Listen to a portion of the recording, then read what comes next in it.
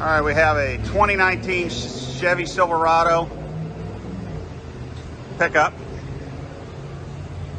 Put a single chamber V-tube muffler on it, as we call it. It's all stock up front. Comes back to the factory split dual tailpipes out to the factory exhaust diffusers built into the bumper. But we did remove the tailpipe vents, or resonators as we call them. Just deleted them, makes it a little more aggressive. Let's see what it sounds like.